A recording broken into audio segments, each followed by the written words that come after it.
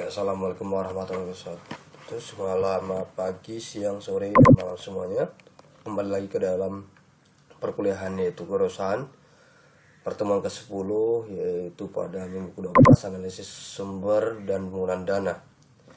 Nah, analisis sumber dana di dalamnya adalah melakukan dengan penyusunan sebuah laporan perubahan posisi kas ataupun laporan yang menunjukkan perubahan kas selama 2 periode dan memberikan alasan mengenai perubahan kas tersebut dengan menunjukkan sumber dan penggunaannya. Ada ketiga hal, yaitu yang pertama beberapa besar kenaikan dan penurunan pos aktiva.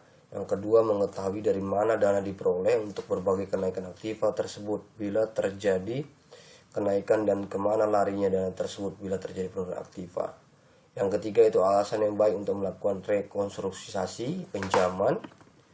Lalu ada disebut juga analisa aliran dana, merupakan alat analisa finansial yang sangat penting bagi financial manager untuk mengetahui bagaimana dana digunakan dan bagaimana kebutuhan tersebut dibelanjai. Dalam analisa dan sumber penggunaan dana ini perlu diperhatikan, yaitu ada dua hal, yaitu penyusunan laporan perubahan neraca yang disusun atas dasar dua neraca dari dua waktu. Yang kedua itu laporan laba ditahan. Nah, lalu yang berikutnya adalah dana dalam antrean kas, yaitu pertama, lakukanlah langkah-langkah dalam penyusunan laporan sumber penggunaan dana dalam antrean kas. Yang pertama, menyusun sebuah laporan perubahan neraca. Yang kedua, mengelompokkan perubahan dalam golongan yang berbesar kas dan golongan yang berkas. Mengelompokkan elemen dalam laporan atau laporan laba ditahan ke dalam golongan yang berbesar kas dan memperkecil kas. Mengadakan konsolidasi dan informasi tersebut ke dalam laporan sumber penggunaan dana. Lalu sumber dana berasal dari mana? Itu perubahan dari elemen neraca 2 titik yang efeknya memperbesar kas, yang disebut sebagai sumber dana dalam artinya yaitu ada memiliki 5 elemen, yaitu berkurangnya aktiva lancar selain kas, berkurangnya aktiva tetap, bertambahnya setiap jenis hutang, bertambahnya modal, adanya keuntungan yang terjadi dalam proses operasional. Nah, penggunaan dana terjadi nanti bila, yaitu ada di sini kita lihat 6 ya, perubahan yang efeknya akan memperkecil kas disebut sebagai penggunaan dana. Bertambahnya aktiva lancar selain kas, bertambahnya aktiva tetap, berkurangnya hutang, berkurangnya modal, pembayaran dividen tunai, adanya kerugian operasional. Nah, di sini kita bisa lihat neraca yang sudah saya jelaskan minggu lalu, ada aktiva, ada kas, ada efek, ada piutang, inventory, mesin gitu, depresiasi bangunan, depresiasi tanah, jumlah aktiva.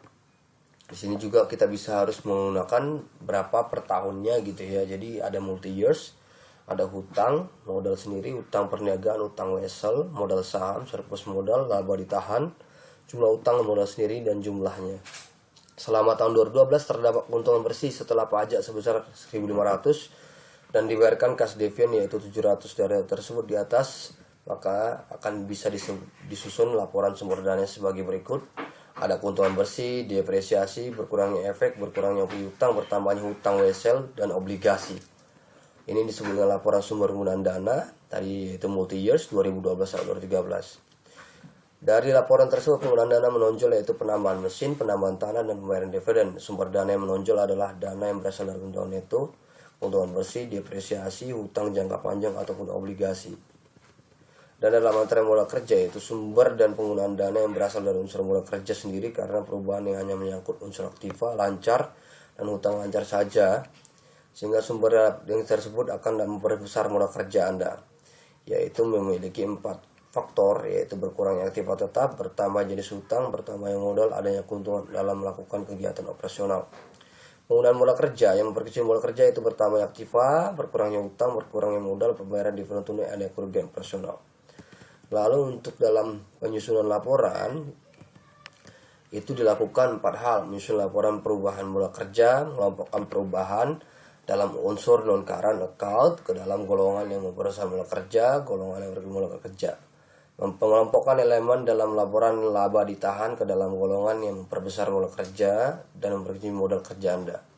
Yang keempat yaitu mengadakan konsolidasi dari informasi tersebut ke dalam laporan dan sumber penggunaan dana dalam modal kerja.